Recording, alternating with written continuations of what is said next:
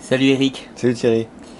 Ça fait un petit moment que je voulais t'accrocher. On parlait tu me parlais tout à l'heure de la vidéo sur la digestion Oui, tout à fait, oui. et tu m'as interpellé. Et c'est vrai que depuis longtemps on me pose des questions sur les graines germées. Mm. Alors je t'avoue que je suis pas spécialisé graines germées. J'ai jamais été trop fanat des graines germées. J'en ai Mm. consommé à une époque. Toi, je sais que tu as une sacrée expérience là-dedans. Mm. Et pour cause, tu pourras te présenter quand même, expliquer un petit Oui, peu oui. pourquoi tu as une telle expérience dans les graines germées, puis qu'on parle un petit peu de qu'est-ce que c'est que les graines germées, qu'est-ce qu'on englobe là-dedans, Mm. comment on l'utilise, quelles vertus, les particularités, parce que je crois que tu as beaucoup Mm. expérimenté. Alors en fait, moi j'ai écouté ta vidéo sur le trajet pour venir ici, là, sur la digestion, et tu expliquais qu'il y avait des méthodes pour prédigérer les aliments. Oui, Donc il y avait deux méthodes que tu as évoquées. Il y avait la cuisson, qui est une des méthodes.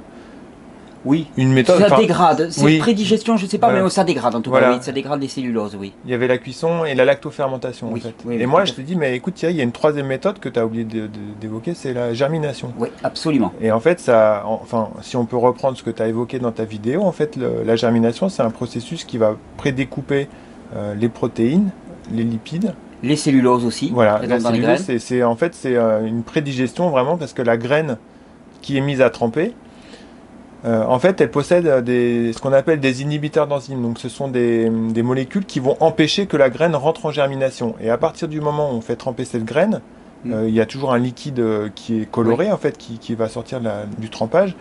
En fait, c'est comme si, enfin, dans ma tête, je me suis dit ça pour expliquer à mes enfants, c'est comme si on retire des cadenas, en fait. Oui. On retire des cadenas et on ouvre, et les enzymes arrivent et vont commencer ce Leur travail de dégradation. voilà, de dégradation. Et c'est pour qu'on passe d'une forme de stockage à une forme qui soit biodisponible pour que la plante commence à grandir. Ok, donc à ce stade-là, première précision, parce que moi, tu vois, souvent quand je parle des graines germées, je dis ok, on n'est pas des poules, donc on n'est pas fait pour manger des graines. Oui, oui, oui. Alors, quand on parle de graines germées, le truc c'est qu'on peut parler de différentes choses. On peut parler de graines en tant que telles, je pense pois chiches, graines de blé, haricots mongo ou des choses comme ça. Et puis souvent on parle aussi des pousses des graines Tout à fait, germées. ouais. Les pousses de tournesol, les pousses de luzerne, les pousses... Et c'est deux choses radicalement différentes. Oui, tout à fait. On n'est pas au même stade. Alors en fait, moi, enfin, les graines que je préfère, ce sont les petites graines qui sont de petite taille, amarante, quinoa, trèfle, luzerne, Luzerne. fenugrec, voilà, le tournesol. Enfin, pour moi, c'est des graines qui sont petites. Et quand on va les consommer en graines germées, il y a presque plus de graines en fait, parce que La graine a été complètement Voilà, consommée pour former la pousse verte. tout à fait, c'est tout petit en fait, et que ce soit je veux dire, moi, ce que j'appelle graines germées, ça va être jusqu'au 5e jour. Mhm. Et après, ce qu'on appelle pousse verte, on pourra en parler après, c'est autre chose. Là, on est à 10 jours en fait, les pousses D'accord. vertes. Et en fait, pour moi, on est à la limite dans le végétal, là, entre la graine pour moi, il n'y a plus de réserve en fait. Presque toutes les réserves ont été mobilisées. Et en fait, la graine va se nourrir après. Après, il lui faudrait presque un substrat pour pouvoir se nourrir. Oui. Mais elle a besoin juste d'eau, que ce soit pas trop serré, qu'il y ait d'oxygène qui circule. Voilà, ça, c'est les conditions principales pour qu'elle continue à grandir. Mais ce qui est intéressant, c'est que si tu compares le profil nutritionnel de la graine et si tu analyses la pousse qui en est sortie, c'est beaucoup plus biodisponible au niveau de la digestion que le stade de stockage, en fait, qui est Oui, un stade où on la stocke. graine est un stade de stockage. La graine consommée telle qu'elle n'est absolument pas un produit de nutrition. C'est un produit vraiment Ouais, qui a voilà, des qui est tas de complexe. facteurs. Est-ce que tu peux m'expliquer comment tu as découvert les graines germées, ta petite histoire? Oh, les graines germées, moi, j'ai commencé à en faire quand j'étais ado, je crois, avec les germoires en terre, là, tu sais. Tu dois pas être bien jeune là. C'est quoi, Il y a quoi? Il y a 20 ans à peu près? moi j'ai 42, donc c'était, je sais pas, j'avais 17-18 quoi. J'avais un germoir en terre à la maison. Oui. Et en fait, c'était ce qu'on trouvait à l'époque, quoi. C'était ça, des petits germoirs en terre. Mhm. Moi ça m'intéressait parce que je suis agronome de formation, donc tout ce qui est lié aux plantes et tout ça, ça m'intéresse de toute façon. Enfin, c'est quelque chose qui m'a toujours attiré. Je trouvais ça sympa, moi, en plein hiver, d'avoir des choses qui soient vivantes et puis qui soient fraîches, qu'on puisse avoir dans sa maison, qu'on puisse emmener en voiture ou que des gens sur des En termes bateaux. d'apport de chlorophylle ou des choses comme ça, Voilà. c'est extraordinaire, tout à fait. Et en fait, il y a juste besoin d'eau. Bon, il faut s'occuper de son germoir, mais j'ai souvenir m'occuper de ces petites graines alors que j'avais pas 20 ans, quoi. Donc ça m'intéressait. Et après, bon, j'ai développé, moi, pour mon activité professionnelle, comme j'importe un germoir automatique là, pour faire des graines germées. Le fameux Easy Green. Voilà, l'Easy Green. Du coup, ça m'a amené à m'intéresser davantage au sujet. Et moi, dans ma tête, il y avait besoin surtout de facteurs enfin, il fallait qu'il y ait de l'eau. Il fallait que les graines soient de bonne qualité, parce que alors ça c'est un truc que je peux dire, c'est que il y a peu d'entreprises en Europe qui font des tests de germination sur leur lot de graines. C'est important, enfin, de le savoir, c'est que Alors, des fois, on se demande pourquoi il y a des variations de prix dans les magasins quand on achète ces graines. Les entreprises, il y a des entreprises qui sont des entreprises céréalières qui se disent bon ben on va consacrer une partie de notre stock à vendre des graines à germer, mais ils font pas forcément de tests. Et tu as des entreprises comme Germline ou Bavici qui sont spécialisées sur les graines germées et qui eux font des tests. Eux font ils font des tests de germination, donc il faut qu'ils aient plus de 97% je crois de graines qui germent pour pouvoir les vendre. Et donc je trouve ça, j'ai découvert tout ça, je trouve ça intéressant. J'ai découvert aussi que les graines ont besoin aussi d'apport en oxygène. Enfin, c'est quelque chose souvent qui dans les germoirs. Alors, ces germoirs en terre étaient des germoirs qui étaient dans le noir. Fermés, oui. Fermés, donc on n'avait pas du tout comme les germoirs actuels qui sont plutôt soit des germoirs en plastique, soit des germoirs automatiques, mais qui sont en tout cas à la lumière, quoi. Donc on a une production de chlorophylle. Là, c'est des germoirs en terre. En plus, la terre est poreuse, donc elle conserve, quand il y a des moisissures, les moisissures peuvent rentrer dans les pores de la terre cuite, donc il faudrait pratiquement laver à l'eau bouillante à chaque fois. Donc c'est un peu laborieux, et quand on loupait une récolte, les suivantes étaient souvent gâchées, quoi. Sauf qu'il fallait vraiment brosser très fort. Et là, ce que je trouve intéressant dans les graines germées, c'est que c'est disponible toute l'année. Je ne vais pas dire quelles que soient les conditions, mais on peut même les faire en zone tropicale. Ça va vite. Il faut une petite organisation parce qu'en général, il faut réfléchir un peu pour si on veut une production en continu, pour qu'il y en ait tout le temps, quoi. Mais après, voilà, c'est quelque chose qui est pas cher du tout. On est à râler. Moi, j'aime bien ce qui est à râler pas crête au niveau du renne végétal, enfin, au niveau alimentaire. Moi, mes deux passions, c'est les algues et les graines germées parce qu'on est au niveau zéro plancher, quoi. Tu vois, c'est ce qui est à la base pour moi, c'est mes deux bases nutritionnelles, c'est les graines germées et les algues. D'accord. Et voilà. Voilà ce que je peux dire ça fait longtemps que moi c'est dans ma vie et ça, c'est un sujet qui me passionne et je trouve que c'est intéressant le mécanisme biologique qui est derrière. Voilà, parce que en fait, je pense qu'il est important de distinguer vraiment deux phases dans la croissance de la graine. La graine, c'est la réserve, c'est le produit de stockage. On lui met de l'eau, on fait que ces inhibiteurs de germination s'en vont, et à ce moment-là, il y a tout un processus de croissance. Et tu distinguais le temps 0,5 jours à peu près, dans lequel la graine germe. Et là, tout ce processus-là, la graine, elle pousse un petit germe qui est blanc. C'est-à-dire que ça se fait à l'abri de la lumière, ça se fait... c'est quelque chose, c'est presque... Elle vit sur ses propres réserves. C'est ça, oui. Et ensuite, il y a un deuxième stade, dans lequel elle devient plus verte. Voilà, là rentre ce qu'on appelle la photosynthèse, c'est-à-dire qu'il y a la capacité de la plante à produire des chaînes carbonées à partir de la lumière, de l'eau et puis éventuellement des nutriments, mais en général, ça suffit ce qu'elle a. Alors voilà, déjà, premièrement, comment est-ce qu'elle peut produire une pousse alors qu'on ne le met pas sur de la terre? On la met simplement sur de l'eau. Comment c'est possible? Dans l'eau, il y a, si tu veux, tant qu'elle a encore des petites réserves, dans l'eau, il y a des sels minéraux. On n'est pas sur de l'eau distillée. Là. D'accord. J'ai jamais essayé d'ailleurs. Tiens, il faudrait essayer sur de l'eau distillée. Mais je pense que la graine a en elle-même suffisamment de réserves pour assurer sa croissance. Oui, voilà. Et ce qu'on appelle les jeunes pousses, pour moi, c'est entre le 5e et 10e jour. Et on change de catégorie là. On fait des jeunes pousses. Alors, moi, les jeunes pousses que je préfère, c'est le tournesol non décortiqué. Oui. Alors, les gens disent, mais oui, j'ai essayé du tournesol, ça marche pas. C'est le tournesol gris que j'achète en magasin, mais ça fonctionne pas en fait. D'accord. Le tournesol gris, c'est un tournesol dont on a enlevé l'écorce. Souvent à chaud d'ailleurs. Je sais pas quels sont les... En biocoop, souvent à chaud. Voilà. Souvent c'est chauffé, alors, donc c'est dégradé. En plus, souvent, il vient de Chine. Enfin, on n'a pas la capacité en France à décortiquer facilement des graines. D'accord. Le sarrasin, il vient de Chine. Souvent, le sarrasin décortiqué parce qu'on n'a pas l'outillage... c'est fou. Il y a juste en Bretagne, il y a une décortiqueuse en Bretagne pour le sarrasin. D'accord. Mais... on n'a pas ça, et pour le tournesol c'est difficile aussi. Donc souvent le tournesol et le sarrasin viennent de Chine, alors qu'on a de la production de sarrasin et tournesol en France. Mais il manque l'outil n'est pas assez... Les décortiqueuses c'est compliqué quoi. Donc pour faire des jeunes pousses, il faut du tournesol non décortiqué, du sarrasin non décortiqué, parce que sinon on a un phénomène d'oxydation qui vont faire que ça va pourrir. Et quand on fait des jeunes pousses, on peut monter en fait, les jeunes pousses commencent à être intéressantes à consommer à partir du 10e jour. Donc pour le tournesol, c'est quand les deux petites feuilles sont sorties. Deux petites feuilles vertes. Voilà, vertes. Et d'ailleurs, la pousse, elle a un goût de noisette. Enfin, c'est absolument extraordinaire. Moi, c'est ce que je préfère. Les pousses de tournesol, c'est extraordinaire. Les pousses de tournesol, rien qu'une salade.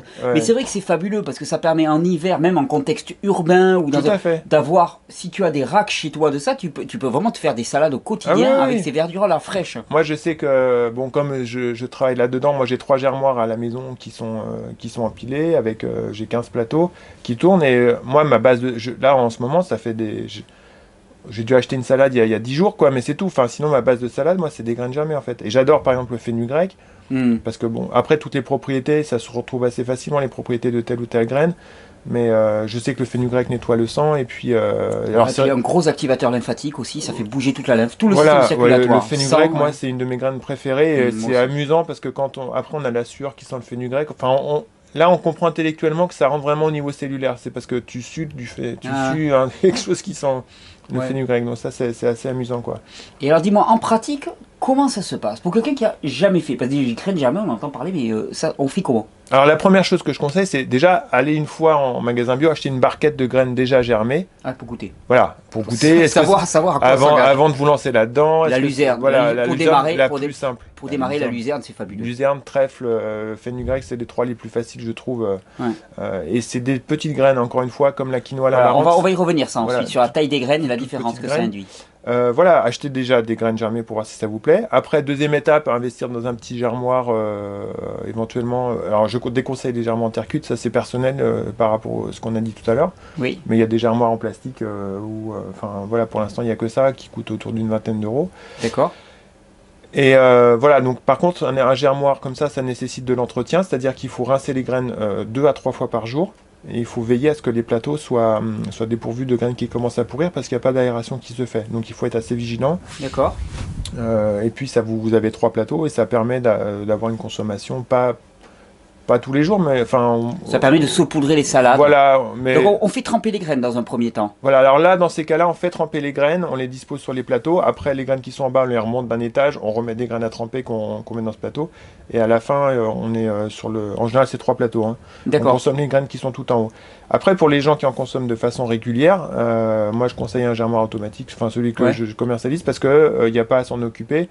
Mais aussi, il y a des gens qui... Il y a un brassage d'air. Voilà, il y a une ventilation. Et souvent, moi, les clients sont des gens qui ont eu un germoir classique et me disent bon je l'ai laissé tomber parce que j'ai pas la rigueur de l'arroser tous les jours et tout. Donc ça c'est pour quand on a vraiment envie d'en consommer presque tous les jours, quoi.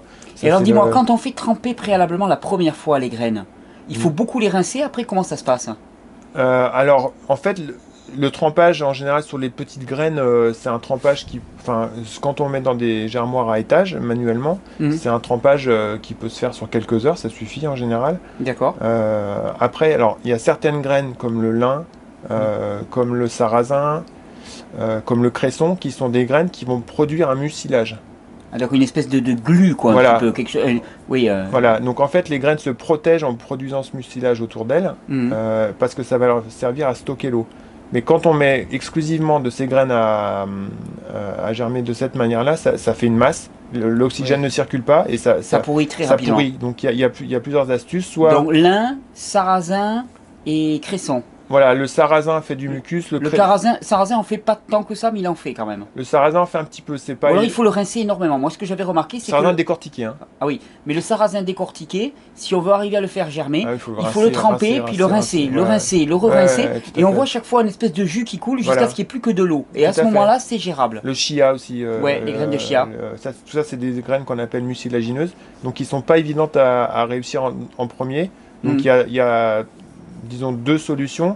Soit c'est utiliser un substrat qui va aller pomper cette masse gélatineuse. Donc en général, bon, c'est pas trop développé en France, mais il y a des substrats style hydroponique pour de la culture hydroponique. C'est des petits... Ou une espèce de petite éponge, quoi. Voilà, une éponge naturelle. C'est pas évident, c'est pas trop développé. L'autre solution, c'est de les mélanger à hauteur de 15% avec des graines non mucilagineuses. Donc du coup, le mélange va faire que les autres graines vont pomper l'eau, vont aller se servir, mais c'est 15%, 20% maximum, donc un 5e maximum. Dans ces cas-là, on peut réussir. Il y a certaines entreprises qui vendent des mélanges de graines déjà faites en tenant compte de ce facteur-là, quoi. Donc ça, c'est des graines qui sont mucilagineuses et qui demandent une attention particulière que je déconseille. Le lin, c'est pareil, le lin, ça fait pareil, quoi. Que je déconseille pour commencer. Mais pour commencer, vraiment, le alfalfa, fenugrec et trèfle, je ne vais pas dire un ratable, mais pour tous les gens qui démarrent, c'est... Alfalfa, bon, c'est luzerne, hein. Alfalfa, luzerne, alfalfa. Parlons des graines.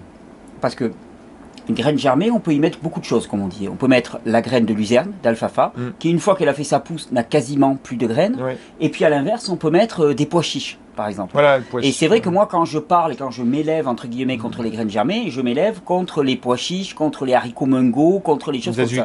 Les azuki. Parce qu'effectivement, il y a une prédigestion qui se réalise par rapport à la graine crue, mais elle n'est que partielle. Toi, qu'est-ce que tu utilises le plus souvent? Moi, ces graines-là, ça peut m'arriver de les faire, mais enfin, disons par exemple, le haricot mingo, si on le laisse le haricot mingo, alors je peux dire quelque chose, c'est que les pousses, les gens m'appellent, ils me disent, je des pousses comme au magasin chinois. Oui. Les pousses qu'on appelle, je sais, pousses de soja. Pousses de soja, voilà. Ouais. Pousses de soja. Alors, les pousses de soja, en général, sont produites sous pression. Donc, c'est-à-dire qu'on confine les graines dans quelque chose où c'est fermé. Et donc, il va y avoir une production de volume, mais les graines sont... Je ne sais pas pour quelle raison, mais en tout cas, elles sont déjà à l'obscurité, sous pression et souvent en présence d'éthylène. D'accord. C'est pas bien. Enfin, on ne peut pas. Voilà. On ne peut pas assurer la même qualité. Voilà, on ne peut pas à l'échelle d'une maison avoir des pousses de soja comme un magasin chinois, c'est pas possible. Avec un germoir, donc ça c'est voilà. Par contre, moi, ce que j'ai observé, c'est que les haricots mingo, au bout du 4e jour, ils ont une amertume. Enfin, moi, soit ça m'arrive d'en faire. Il faut les consommer au bout de 3 jours, mais là on consomme beaucoup de la graine, quoi. Après voilà. Ils deviennent amers. Moi c'est sur la graine là où personnellement je suis pas fanat du tout parce que ça reste quand même des celluloses très complexes. Les pois chiches c'est pareil, les pois chiches crus, c'est bon au goût, mais c'est totalement indigeste. Pourquoi? Parce que c'est des celluloses complètement indigeste. Ouais. Alors c'est pour ça que j'ai vu moi des houmous crus par exemple, des choses comme ça, mais sérieusement je voudrais pas y toucher, quoi. À la limite il vaut mieux les manger cuits parce que la décomposition est meilleure. Donc la germination, ça commence à hydrolyser les chaînes longues, ça commence à transformer, mais des grosses graines dures comme ça, non. C'est pour ça que moi, quand on parle de germination, pour moi, on parle des petites graines et on parle des pousses vertes, qui sont par contre là, oui, un concentré de vie extraordinaire. Au niveau de l'eau que tu utilises, est-ce que tu fais attention particulièrement? Est-ce qu'il y a des expérimentations qui ont été faites? Est-ce qu'on peut utiliser une eau plus nutritive? Je sais pas, moi, avec de la chlorophylle dedans, est-ce que tu as déjà... Alors, j'ai jamais... moi, j'ai toujours utilisé de l'eau qui est filtrée, au moins qu'il n'y ait pas de chlore. Ça, c'est parce que moi, ça fait 20 ans que je filtre l'eau, quoi, donc j'ai l'habitude de ça. Comme de toute façon on va l'absorber cette eau, donc j'arrose avec un filtre à eau. Alors avec le germoir automatique, il y a des gens qui font aussi de l'herbe de blé, et dans ces cas-là, en fait, ce que je leur explique, c'est que il est possible de mettre de l'algue liquide pour faire des nutriments, mais c'est avec l'herbe de blé et pas pour les graines germées, parce que l'herbe de blé, à partir du 6e, 7e jour, les racines sont suffisamment développées pour prélever des nutriments dans leur environnement immédiat. Ce que je veux dire, c'est qu'avant 6-7 jours, elle vit uniquement sur ses réserves. Mais oui. Donc en fait, l'eau n'est là que pour assurer une humidité ambiante. La graine, elle vit totalement sur ses réserves. Et puis sur l'eau. Mais je veux dire, le réseau racinaire n'est pas suffisamment développé pour absorber des nutriments réellement. Voilà, c'est des radicelles tout petits en fait. D'accord. Donc avec l'herbe de blé, je dis aux gens qui veulent faire de l'herbe de blé et qui veulent le faire en hydroponique, c'est-à-dire sans substrat, je leur dis, vous pouvez mettre une cuillère à café d'algues liquide, donc c'est du kelp liquide dans le réservoir. Mais voilà, c'est à la fin, quoi, à partir du 6e, 7e jour. Avant, vous pouvez le faire, mais ça ne sert à rien. C'est perdu, quoi. Enfin, c'est de l'argent qui est mis par les fenêtres, quoi. Ça sert à rien. D'accord. Et donc, tu les utilises, tu me disais tes graines germées, tu les utilises en salade? Alors, en salade, je m'en sers comme base pour faire des sushis crudis. Les sushis. Ouais, les sushis, pour moi, c'est 2 fois par semaine. Il y a des sushis avec pâtés végétaux, etc. Les sushis d'Eric. J'aime beaucoup ça. Enfin, on parle de sushis avec du poisson, du riz, mais là, moi, je mets toujours des graines germées, soit des cornichons, concombres ou carottes. Un peu de pâté végétal. Un pâté végétal à base de graines de tournesol, là, que j'ai juste fait. Alors, on peut parler du trempage aussi. Oui. Parce que le trempage, pour moi, c'est, si tu veux, les amandes, les noix, les graines de tournesol. Moi, je fais... Une de mes bases aussi, c'est les pâtés de tournesol, mais c'est toujours avec du tournesol trempé. Au moins, et j'en ai fait un hier, j'avais oublié donc une bonne masse de graines de tournesol, j'avais oublié, je les ai rincées, et je les ai oubliées une journée. Donc il y avait déjà une pousse de 1,5 cm dessus. Et le pâté était excellent, quoi. C'est-à-dire qu'on fait juste tremper dans de l'eau, on jette l'eau, et après, disons qu'on peut le faire à la fin du 2e jour, quoi. C'est-à-dire qu'il faut déjà une toute petite pousse. Et en fait, pareil, les amandes, elles sont beaucoup plus digestes quand tu les as fait tremper, quoi. Les amandes, les noisettes. Ce qu'il faut comprendre, c'est la nature, en fait. Exactement, c'est que en zone tropicale, il n'y a pas d'hiver. Donc une graine, elle tombe au sol, elle peut germer, il n'y a pas de problème, elle va donner un arbre. On n'est plus en zone tropicale et donc il y a eu une adaptation. Si une graine tombe à l'automne et qu'elle germe, ben l'arbre il se fait cramer par le froid en hiver. Donc il y a eu un phénomène qu'on appelle la dormance qui fait que les graines ne germent pas et donc il y a ces enzymes et qu'il faut attendre des grosses pluies de printemps et la chaleur. Il y a des inhibiteurs de croissance et qui font qu'il faut attendre les pluies du printemps et la chaleur pour que tout ça se soit lavé et qu'enfin les enzymes relancent la croissance de la plante. Et donc il s'agit, nous, par notre lavage, par notre trempage, d'éliminer ces facteurs qui sont antinutritionnels. Oui, tout à fait, c'est ça. Et avec les amandes, par exemple, ça paraît, quand on explique aux gens, ils trouvent ça bizarre, mais ça m'est arrivé de faire des amandes que je fais tremper. Alors les amandes, tu peux les laisser tremper une bonne nuit quand même, parce que c'est une grosse graine et le temps que l'eau pénètre à l'intérieur, vraiment, il faut au moins 24 heures de trempage en ayant rincé l'eau, parce que en fait, comme les amandes libèrent ces inhibiteurs d'enzymes, il faut les évacuer et remettre de l'eau propre, parce que c'est comme des petits cadenas qui se promèneraient, quoi. Et après, on peut les laisser germer 2-3 jours. Et après, les déshydrater. Oui, moi je le fais ça. Tu l'as fait? Oui, parce que pendant ces 2-3 jours, il y aura une transformation qui sera faite. Et quand tu les déshydrateras alors qu'elles se sont déjà prédigérées d'une certaine manière. Ça donne un produit facile. C'est ce que je dis souvent aux gens, parce qu'ils me disent, oui, mais c'est compliqué de penser à faire tremper les amandes. Je leur dis, alors à ce moment-là, vous en faites tremper une grande quantité, vous la lavez, vous les déshydratez après germination. Et déjà, vous aurez un produit. Et pareil pour faire de la farine d'amande, par exemple, je dis aux gens, vous pouvez faire de la farine d'amande germée. Et là, en termes de valeur nutritionnelle, c'est le top. En fait, quelque part, par la germination, on libère le potentiel de la graine. C'est ça, c'est une libération. Alors, c'est ce que Bordeaux Sidleski appelle les aliments biogéniques, c'est-à-dire c'est des aliments qui soutiennent la vie. Oui, alors c'est un ancien. Est-ce que j'ai ces livres quelque part par là, moi? Il y en a c'est des évangiles esséniens, sur les Esséniens, mais c'est quelqu'un qui, après la Deuxième Guerre mondiale, ça date un peu ces écrits-là. Il s'appelle comment? Edmond Bordeaux Sidleski, ouais. Sidleski, ouais, je dois avoir quelque part par là son livre. Il y a un des livres, ça s'appelle l'Évangile essénien de la paix, dans lequel il classait les éléments. Il y a les éléments biogéniques, biostatiques et biocides. Voilà. Biogéniques, c'est les aliments qui sont propices à ramener la vie. Biostatique, c'est juste neutre, et biocide, c'est... Il consomme de l'énergie. Le corps... tous les produits raffinés, transformés, cuits, et ainsi de suite. Le corps consomme de l'énergie pour les Exactement. Pour s'en occuper, quoi. Et donc oui, les pousses germées, effectivement, par leur concentré de nutriments, d'enzymes, de minéraux et de vitamines, sont vraiment une source vraiment idéale à ce niveau-là. Voilà, et ce que tu disais sur les amandes, après tu as tes amandes déshydratées, tu n'as plus besoin de réfléchir, ouais, mais j'ai envie d'amandes, et est-ce que non, il faut que je les fasse tremper 2 jours, tu vois. Oui. Elles sont direct disponibles. Donc alors après, moi je crois que c'est toujours intéressant, si on peut encore les faire tremper quand même, d'avoir de l'eau en même temps que l'amande. C'est un produit mais au moins, ces inhibiteurs d'enzymes sont partis, au moins cette prédigestion a eu lieu, et on a déjà un produit qui est complètement différent. D'ailleurs, en matière de trempage, il y a un truc qui marche aussi très bien avec les enfants. Alors pour moi, pas un truc idéal parce que c'est pas le plus digeste qui soit, mais ça marche quand même bien. Le sarrasin par exemple, le sarrasin trempé, rincé, germé et déshydraté, ça fait une espèce de céréale du matin. Tout à fait. Ouais. Moi j'ai des souvenirs quand j'étais allé au centre Hippocrate par exemple, au matin, ils servaient le bol de ça, c'était le bol de cornflakes, quoi. Ouais, c'est ça, c'est croustillant. Moi j'ai fait du granola avec ça en mélangeant différentes choses, mais effectivement le sarrasin, le sarrasin c'est au moins 10 rinçages, il faut vraiment beaucoup rincer, beaucoup de mucus parce que sinon le goût est pas terrible. Mais le sarrasin, effectivement, le pré-germé déshydraté sert il est tout léger en fait, c'est chouette, et il sert tu peux t'en servir comme base pour plein de choses sympas, quoi.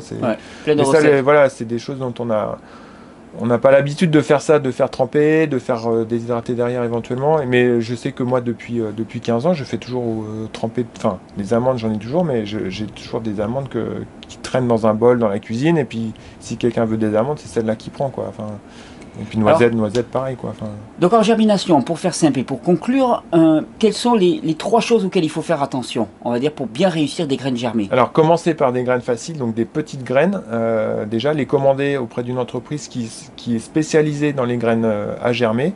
Ouais, d'ailleurs je me permets de faire un petit coup de pub puisque tu vas pas le faire. Eric, sur ta boutique BioVie, oui, on en a, tu en proposes un sac de 5 kg. Parce que tu as une politique de ne pas vendre des trucs à 100 grammes, mais en 5 kg. Alors moi, ce que j'apprécie, c'est que les gens puissent se regrouper pour faire des commandes groupées, ou bien avoir des... Enfin, moi, j'aime bien les choses au kilo. J'ai toujours fonctionné comme ça, enfin toi aussi, ou d'autres personnes dans les milieux écologiques pour avoir moins d'emballage. Et donc, j'ai cherché désespérément en France un producteur de graines qui voulait bien me faire des graines pour le germoir que je vends Minimum 500 grammes, voire 1 kilo, ça aurait été l'idéal. J'en ai pas trouvé, donc je me suis tourné en Italie vers un semencier spécialisé sur les graines à germer. Et donc je fais des petites canettes de 500 grammes qui sont en plus qui peuvent se refermer. Oui. Et en 5 kilos aussi pour d'autres graines. Les graines de tournesol par exemple. Voilà, tournesol, sarrasin, pois vert, orge et orge à germer et blé à germer spécial. C'est une variété spéciale pour faire de l'herbe de blé qui a un goût très, très sucré, donc, qui n'est pas du tout écœurant. Donc ça, c'est en 5 kilos. Après, voilà, donc s'adresser à quelqu'un... Donc avoir des bonnes semences, première des bonnes choses. semences. Après, avoir un germoir qui, pour moi, hein, qui soit avec où la lumière pénètre. D'accord. Voilà. Et puis ensuite, utiliser une autre qualité, quoi. Ça, c'est la priorité. Mais sinon, c'est pas plus compliqué que ça. Ah non, non, c'est pas plus compliqué. Moi, j'étais étudiant quand je faisais ça. Je me rappelle, ouais, c'était... Puis ça fait un truc... Quand on a des enfants, ils aiment bien, quoi. Les enfants, ils trouvent ça ludique. C'est un jardin intérieur. Voilà, ça... tout à fait. Ah ouais, non, ça mène... petite question qui revient souvent. L'herbe de blé, la fameuse herbe de blé. Le truc, moi je te dirais, wow. Ouais. Ah là là, je m'en suis avalé moi au centre Hippocrate, je me souviens, j'en pouvais plus. Le jus d'herbe de blé. Des gens demandent, est-ce qu'il y a du gluten dans le jus d'herbe de blé? Non, parce que là on est sur... Enfin, sauf si en coupant, t'en as frotté un peu, mais... on est sur la partie aérienne de la plante où tu as uniquement de la chlorophylle, cellulose et puis... Et je dirais même que si on consommait les graines, hein, dans la mesure où il y a eu une prédigestion par les enzymes, je me demande dans quelle mesure le blé germé, la graine de blé germée, en elle-même contient encore des longues chaînes protéiques. Je crois pas, j'en sais rien. Mais en tout cas, sur les pousses vertes... non, sur la partie supérieure, non. Rien du tout. Non. Dans les jus d'ailleurs, tu peux utiliser quoi? Tu utilises les pousses d'herbe de blé. Alors pour le jus, ouais, il y a cette variété qui est intéressante, cette variété qui s'appelle Senator Capelli, qui est une variété de blé ancienne qui historiquement montait à 1,80 m dans les champs. Donc du vrai blé ancien qui devait faire plusieurs épis par tal et ainsi de suite. Ils ont arrêté de le faire parce qu'il était très sensible à la verse, donc à la chute. Et en fait, ces Italiens ont remis en route cette variété de blé. Ils se sont rendus compte qu'il y avait, pour l'herbe de blé, un très bon rendement. Et d'autre part, le goût du jus était rien. Moi, c'est le jour et la nuit avec ce que Hippocrate propose, quoi. Enfin, d'accord, parce que celui d'Hippocrate est particulièrement mauvais. Non, je veux dire, tu y vas pour te soigner, mais là pour le coup, il faut vraiment en vouloir. Ouais, là, ça reste du jus d'herbe de blé, mais le goût est doux, quoi. Enfin, en tout cas, avec cette variété-là. Hein, parce que sinon, il peut être âcre. Moi, je me souviens, il y avait une grande pièce pour faire les jus d'herbe de blé. Je me souviens du cinéma de certaines personnes qui étaient face à leur verre pendant des heures, qui n'arrivaient pas. Voilà, là, cette variété intéressante. Apparemment, c'est intéressant avec l'orge aussi. Enfin, j'ai mon expérience là-dessus. Et on peut faire alors là, c'est pour un petit peu quand on est au niveau 5, faire du jus avec des pousses de tournesol. Mais là, il faut déjà en faire une bonne quantité. Et ça donne un jus qui est excellent. Ouais. Alors là, c'est pour... Enfin, je sais, il y a des propriétés en termes de détoxification, énormément de chlorophylle, ça pousse énormément. Mais il faut déjà avoir une bonne production et puis avoir un juiceur qui soit de bonne qualité. Et puis voilà, mais moi, les jeunes pousses, les pois verts, on n'en trouve pas trop facilement. Moi, j'en propose, mais les gens n'ont pas trop l'habitude. Mais j'ai des clients qui me prennent pour avoir les petites pousses de pois verts. Là. Oui. Et ils coupent, ils font des jus ou se les mettent en salade. Le sarrasin non décortiqué, parce que sinon on retombe sur ce qu'on avait dit tout à l'heure pour se faire du granola. Oui. Donc on fait des pousses de sarrasin sur des plateaux. Il y a les feuilles qui sont sorties, c'est super bon, quoi. Et le tournesol, pour moi, c'est les trois avec lesquels on peut faire des Moi, je suis d'accord. pousses. Mon best-of, moi, c'est les pousses de tournesol, le fenugrec et la luzerne. Oui, fenugrec en graines germées, oui. La luzerne, moi, je peux me manger un saladier de luzerne, ça fait partie c'est un petit goût de noisette. Moi, écoute, mon péché mignon, je vais te le dire, c'est de la luzerne sur lequel je mets un peu d'eau de mer, de plasma de Quinton, comme ça. Et juste, tu vois, je masse un petit peu tout ça. D'accord. Ouais, c'est juste un tout petit peu salé, quoi. Ah ouais. Et ou même des fois, tu vois, tu peux même te mettre un tout petit filet d'huile de quelque chose, tu vois, et alors là, t'as un truc, mais juste à peine. Ouais, et puis c'est pas grand chose, quoi. Ah, trop bon, trop bon, fabuleux. Je sens que je vais te donner envie d'en reprendre, là. Je t'ai dit, dès que j'ai la place, je m'y remets. Ok. Eric, je te remercie pour cette petite présentation. C'était juste pour donner envie. Dans la mesure où moi, j'en consomme pas régulièrement, j'en parle pas régulièrement. Alors, comme je t'avais sous la main, je me suis dit, je vais en profiter. Ouais, et puis moi, j'ai écouté ta vidéo, enfin, j'ai écouté dans la voiture en descendant ce que tu as proposé. Là, il manque un truc. La germination, c'est aussi un procédé de prédigestion. Voilà. Merci Eric, merci pour tous tes efforts. Je tiens encore à le dire, et c'est pas un coup de pub et c'est pas prévu, mais tu as une boutique qui s'appelle biovie.fr. Oui. Tu proposes un germoir automatique qui s'appelle Easy Green, que je connais parce que j'ai pu le tester, que j'aime beaucoup. Tu proposes surtout des graines à germer de très haute qualité à des prix très bas et en grande quantité. Et ça, je trouve que c'est super comme démarche. Je te remercie vraiment. Et tu es aussi, on peut le dire quand même, hein, puisque c'est là-dessus qu'on s'était rencontrés, celui qui a créé le forum ecobio.fr. .info. Ecobio.info, qui reste encore un forum de discussion. Oui. Et hier, je suis allé dessus et j'ai retrouvé une info que quelqu'un avait mis en 2008 que je cherchais sur notamment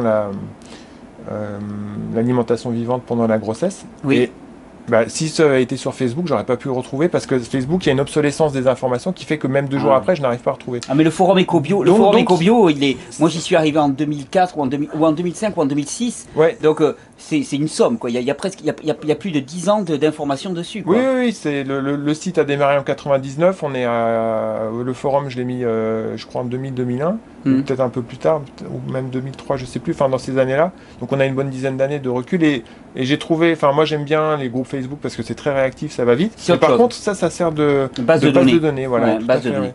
Ça c'est intéressant. Merci pour tout le travail que tu as fait. Merci pour ces informations, Eric. Avec joie. À très bientôt. À très bientôt. Ciao.